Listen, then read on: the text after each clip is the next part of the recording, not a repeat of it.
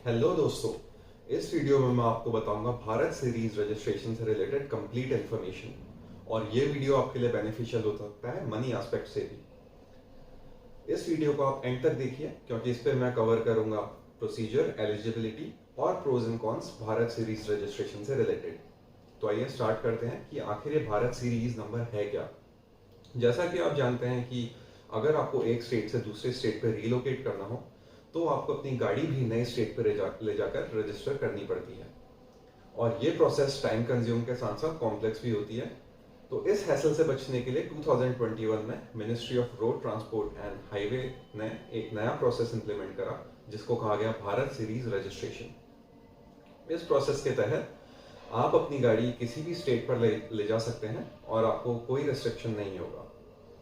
तो आइए देखते हैं कि भारत सीरीज आखिर स्टेट रजिस्टर्ड व्हीकल से कैसे डिफरेंट है।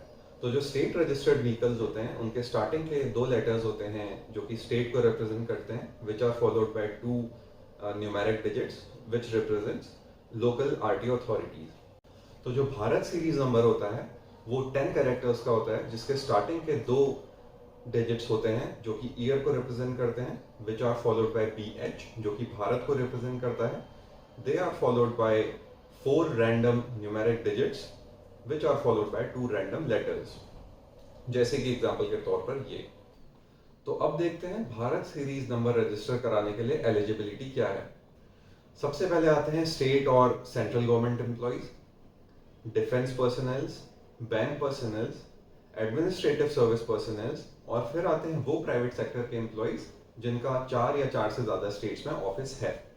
तो ये पर्टिकुलर वीडियो उन प्राइवेट सेक्टर एम्प्लॉयज़ के लिए बहुत बेनिफिशियल होने वाला है जिनके ऑफिसेज इंडिया में 4 या उससे ज़्यादा स्टेट्स में प्रेजेंट हैं। तो अब बात करते हैं रजिस्ट्रेशन प्रोसेस की। आई वुड रिकमेंड कि प्रोसेस सिंप्लीफाई करने के लिए आप ये अपने डीलर से ही करवाएं और स्क्रीन पे दिए सारे डॉक्यूमेंट्स ले जाकर आप अपने डीलर को दे दें, जिसके बाद डीलर आपकी गाड़ी के मॉडल के अकॉर्डिंग आपका रोड टैक्स कैलकुलेट करेगा जो कि आप पे करेंगे और फिर आपकी एप्लीकेशन सबमिट हो जाएगी आरटीओ में। आप भी कैलकुलेशन कर सकते हैं आपके टैक्स जानने के लिए। डिस्क्रिप्शन में दिए गए लिंक पर जाकर आप ये कैलकुलेट कर सकते हैं जो कि मैंने स्क्रीन में भी दिखाया है। फिर अगर हम बात करें इसके बेनिफिट्स की तो आपको इस पर कई बेनिफिट्स देखने को मिल सकते हैं, जैसे आपको life time road tax upfront पे करने की ज़रूरत नहीं है जो कि आपको गाड़ी लेते टाइम पे नहीं करना पड़ेगा। आपको सिर्फ 2 साल का रोड टैक्स पे करना पड़ेगा। और दूसरा, आप ये गाड़ी लेकर आप किसी भी स्टेट पर रिलोकेट हो सकते हैं बिना किसी रिस्ट्रिक्शंस के। वहीं हम कुछ ड्रॉबैक्स की बात करें तो सबसे पहला है कि आपको रोड टैक्स हर 2 साल में भरना पड़ेगा और फॉर्म 60 आपको हर 2 साल में सबमिट करना पड़ेगा अपने एम्प्लॉयर से लेकर। और दूसरा, अगर आप गाड़ी ये किसी को बेचना चाहेंगे तो बायर भी सारी एलिजिबिलिटी क्राइटेरिया को फुलफिल करना चाहिए। एज एन एग्जाम्पल, अगर मैं अपनी होंडा एलिवेट की बात करूं तो आप स्क्रीन पर देख सकते हैं कि मुझे भारत सीरीज रजिस्ट्रेशन कराने से अपफ्रंट कॉस्ट पे कितना डिफरेंस पड़ा।